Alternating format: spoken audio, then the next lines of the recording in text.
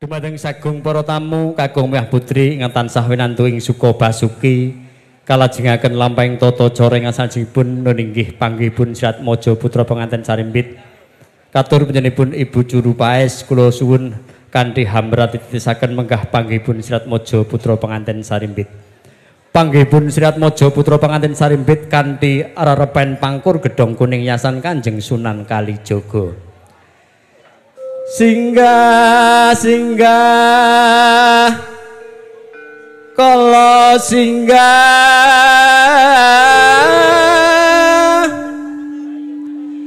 pan suminggah turga kala suminggir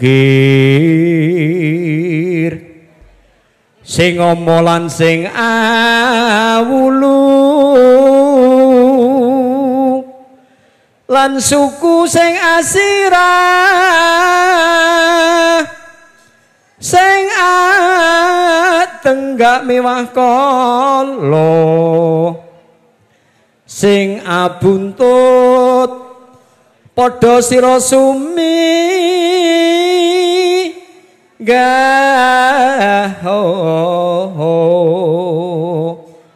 mulya mulya ing asal negi kalajengaken kanthi uling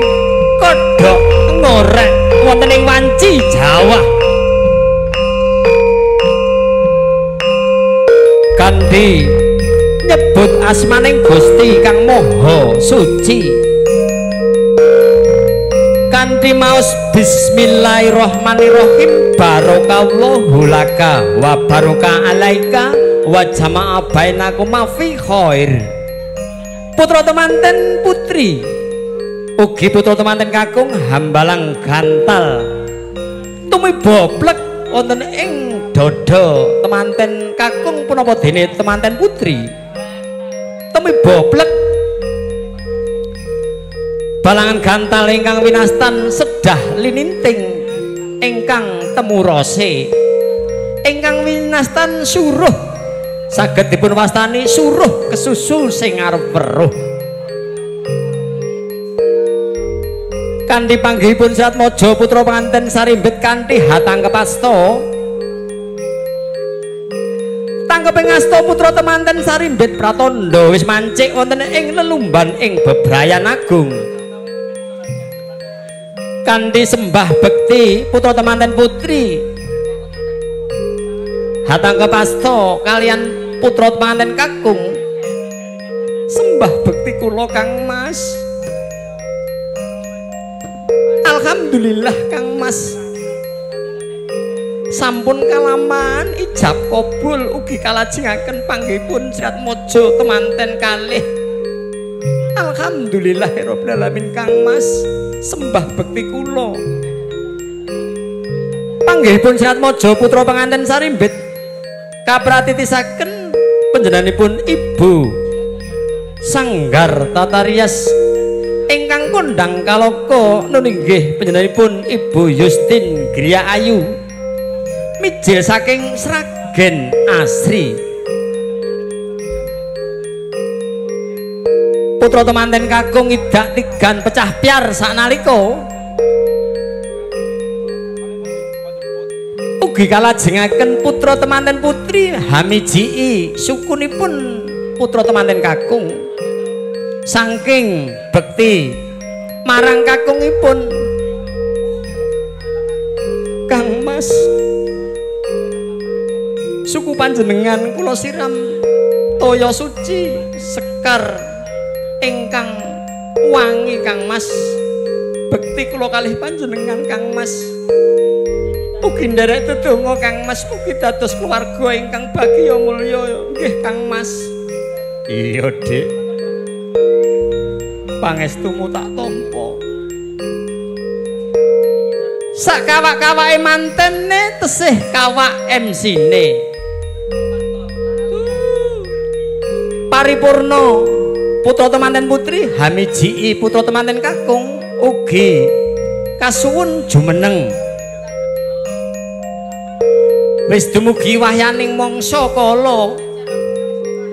Ana titahing Gusti kang sifat priya tanampi wanita ingkang badhe apalakrama nenggih kang sesilih bagus Wisnu.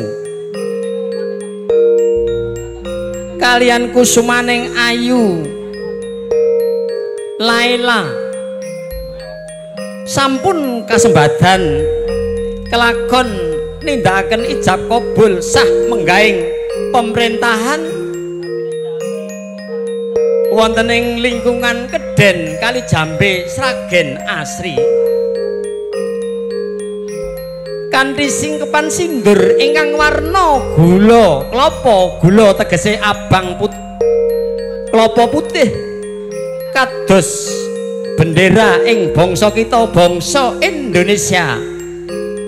tetap merdeka rong wulan kaskan pitulasan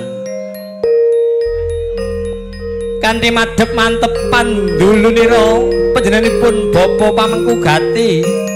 hanginipun Hanggandhek putra temanten Sarimbet tumuju Ungyan kang tinuju lumampah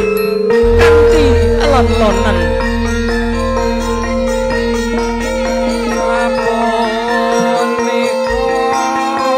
ayo ngger putraku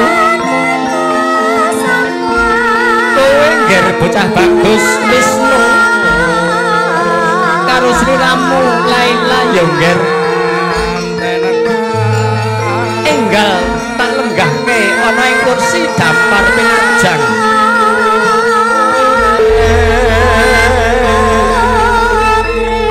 kanthi madhep mantepan dulunira panjenenganipun Bapa Pamengkugati ingkang sampun Hanggandhek putra temanten Sarimbet tumuju Ungyan kang tinuju ingkang salajengipun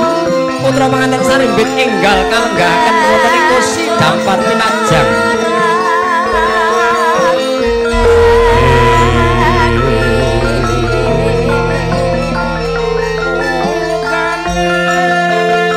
iya ingkang salajengipun jenipun Bapa Pamengkugati Hatang Kepasto kalian Bapa Kadang Besan Sutrisno